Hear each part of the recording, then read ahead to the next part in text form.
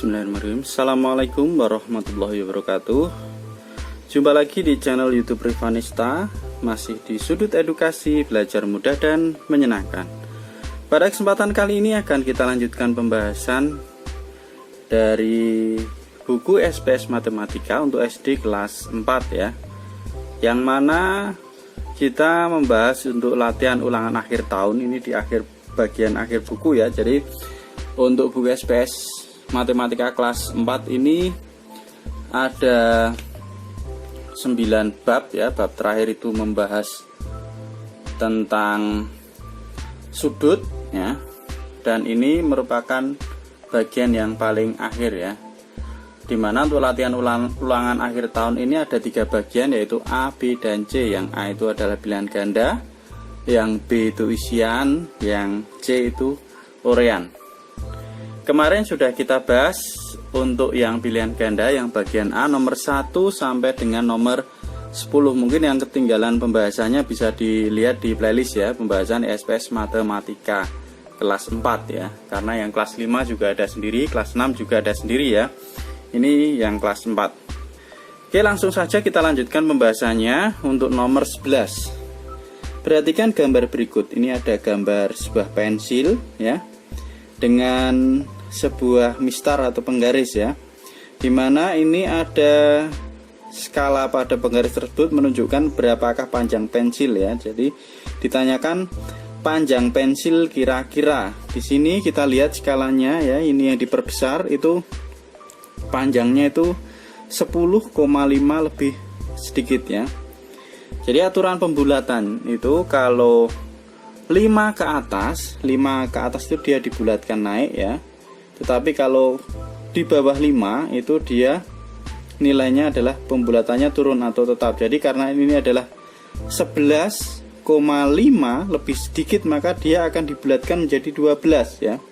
Tapi kalau misalnya 11,4, 11,3, 11,2 ya, pokoknya di bawah 5 dia akan pembulatannya turun ya. Jadi cuma 11, karena ini adalah 11,5 lebih atau 12 kurang sedikit, maka dia dibulatkannya menjadi 12. Maka panjang pensil kira-kira adalah 12 cm. Lanjut ke nomor 12.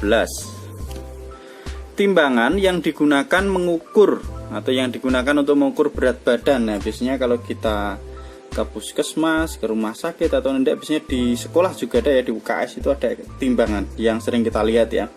Kalau yang biasa digunakan di sekolah itu seperti ini bentuknya, jadi nanti bisa kita injak. Ini namanya juga timbangan kamar mandi kalau tidak salah ya, ini timbangan kamar mandi. Kalau yang B ini biasanya untuk menimbang emas, karena ini untuk yang satuannya yang kecil-kecil ya, biasanya gram ya. Kalau ini bisa sampai kilogram ya, bisa sampai 100 kilo. Kalau ini biasanya kita gunakan untuk di dapur untuk menimbang bahan-bahan untuk memasak, misalnya tepung atau apa. Ini juga skalanya kecil ya, paling maksimal dia sekitar berapa kilo, 5 kilo enggak sampai ya.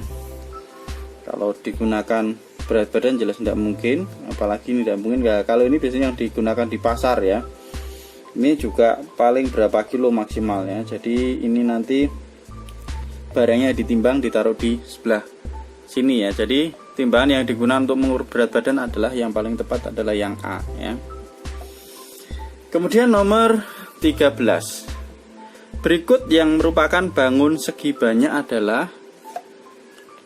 Oke, jadi untuk mengetahui apakah bangun tersebut segi banyak atau tidak, jadi terlebih dahulu kita harus tahu apa itu bangun segi banyak. Bangun segi banyak adalah bangun datar, tertutup dan dibatasi oleh ruas garis ya. Jadi bangun datar tertutup dan dibatasi oleh ruas garis. Dan untuk segi banyak itu tidak terdapat garis lengkung ya, karena kalau garis lengkung itu kita tidak bisa menentukan jumlah seginya, segi berapa. Misalnya segi banyak itu bisa segi 3, segi 4, segi 5, segi 6 dan seterusnya.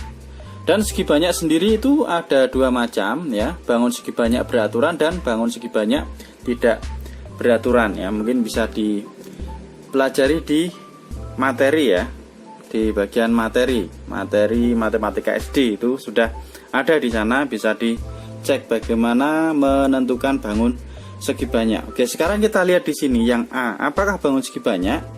Jadi yang dinamakan bangun segi banyak adalah bangun datar yang tertutup. Ini benar tertutup, tapi dia terdapat garis lengkung, maka tidak disebut bangun segi banyak. Kemudian yang B. Ini tertutup juga, tetapi ini terdapat garis lengkung, ya. Kemudian yang C. Tertutup, ada garis lengkungnya juga, ya. Berarti bukan. Kalau yang D ini, ya, ruas garis semua, ya, tidak ada garis lengkungnya, maka jawaban yang paling tepat untuk nomor 13 adalah yang D. Ini merupakan bangun segi banyak. Lanjut ke soal nomor 14. Segi banyak yang mempunyai 5 sisi sama panjang disebut. Oke, jadi kita flashback dulu ya, balik dulu ke info mat di sini ya, di bagian materi bahwa segi banyak itu disebut juga dengan poligon ya. Nama lain dari segi banyak itu poli. Poli itu artinya banyak. Jadi dalam bahasa Yunani nama poligon diawali dengan angka dan diakhiri dengan akhiran gon ya. Jadi poligon, poli itu berarti angkanya berapa. Misalnya di sini pentagon, penta itu artinya 5 ya, maka pentagon itu segi 5. Heksagon, heksa itu artinya 6, nah berarti dia segi 6. Heptagon, hepta itu 7 berarti segi 7. Nah kalau segi 8 itu oktagon, karena okta atau oktav itu dia adalah 8. Nah ini adalah sedikit ya pengetahuan ya tentang segi banyak ya. Jadi seperti ini. Maka untuk menjawab soal yang tadi, oke, jadi untuk menjawab yang nomor 14 ini segi banyak yang mempunyai 5 sisi sama panjang. Nah, penta tadi artinya 5 ya, pentagon berarti yang mempunyai 5 sisi sama panjang itu namanya adalah pentagon. Kemudian heksagon, heksa itu artinya 6, berarti ini segi 6 ya, kita tuliskan aja 6. Hepta itu artinya 7, berarti ya mempunyai 7 sisi sama panjang. Kalau heksagon itu 6 sisi sama panjang ya, segi banyak. Kemudian kalau oktagon itu berarti dia memiliki 8 sisi sama panjang. Maka jawaban untuk yang nomor 14, segi banyak yang mempunyai 5 sisi sama panjang disebut pentagon. Lanjut ke soal nomor 15. Kita masuk ke keliling ya. Keliling persegi panjang yang memiliki panjang 9 cm dan lebar 4 cm adalah, oke, jadi untuk nomor 15 ini tadi keliling persegi panjang yang memiliki panjang 9 cm dan lebar 4 cm ya. Panjangnya 9, lebarnya 4. Ini kalau kita gambarkan seperti ini ya. Jadi panjangnya adalah 4 cm dan lebarnya 9 cm. Ditanyakan berapa kelilingnya. Nah, keliling itu berarti ibaratnya kita posisi dari sini, kita berputar sini ya. Kemudian ke atas, ke kiri, balik lagi ke sini. Ini namanya adalah keliling atau berkeliling. Berarti dari posisi misalnya ini titik A, maka dia kembali ke A lagi, namanya keliling. Nah, persegi panjang sendiri itu memiliki 2 sisi yang sehadap atau berhadapan sama panjang. Berarti kalau ini 9, sini juga 9. Kalau ini 4, sini juga 4. Maka untuk mencari kelilingnya itu sebenarnya tinggal 9 tambah 4 tambah 9 tambah 4. Kalau dirumuskan itu berarti 2 kali panjang, karena ini sama panjangnya ya. 2 dikalikan panjang ditambah dengan lebarnya. Ini kita kasih tanda kurung. Berarti panjang ini untuk mempermudah ya. Ini rumusnya seperti ini. Jadi panjangnya itu 9, lebarnya itu 4. Maka tinggal kita kalikan 2. Maka sama dengan 2 kali panjangnya 9, lebarnya 4. 9 tambah 4 berarti 13. 2 kali 13 hasilnya adalah 26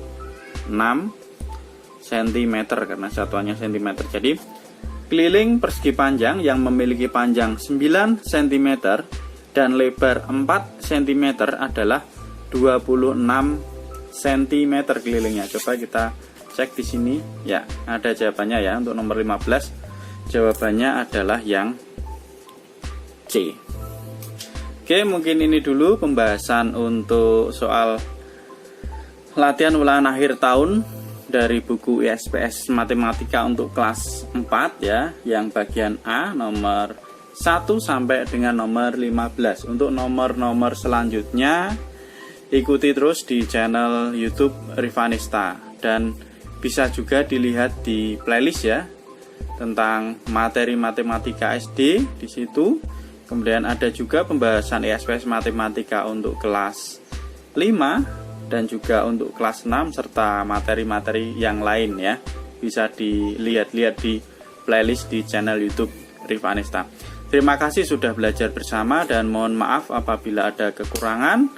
Masukan ataupun request pembahasan soal yang lain bisa dituliskan di kolom komentar. Saya akhiri. Assalamualaikum warahmatullahi wabarakatuh.